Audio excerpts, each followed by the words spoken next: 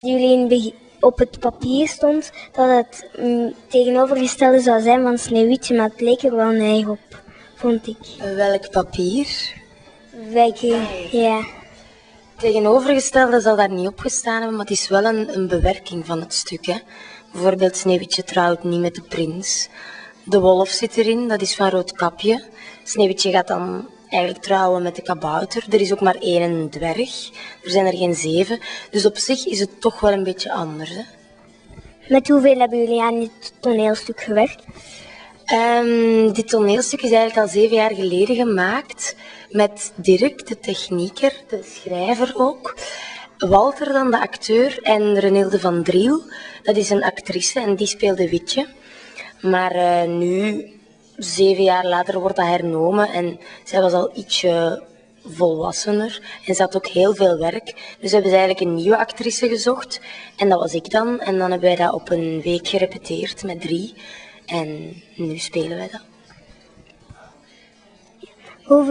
Hoeveel moesten jullie zelf een auditie doen om aan dit stuk te mogen meespelen? Ja, Walter die speelt vast bij dat gezelschap, dus die niet.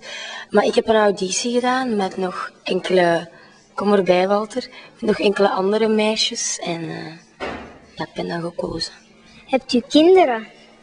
Nee. Wie heeft de muziek bedacht?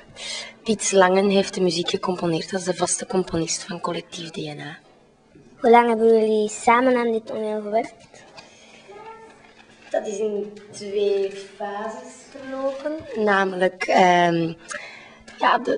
Walter.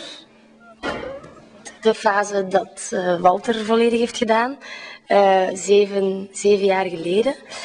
En hoe lang hebben jullie daar dan aan gewerkt? Als we het de eerste keer gemaakt hebben, ik denk een week of 6. Maar dan 6 was ik weken. daar niet bij. Nee, dat was met een andere actrice. Is dat kort of lang om te oefenen op een toneel?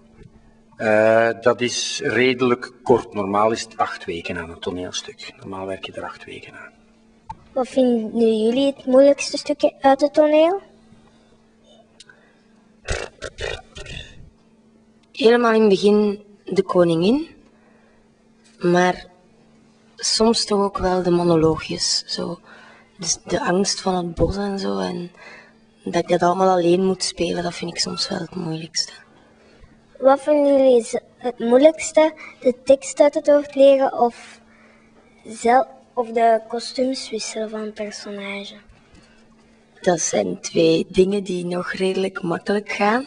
Natuurlijk, voor hem is het veel moeilijker omdat hij veel meer moet wisselen van kostuum. Maar de inleving, het gevoel, dat vind ik het moeilijkste.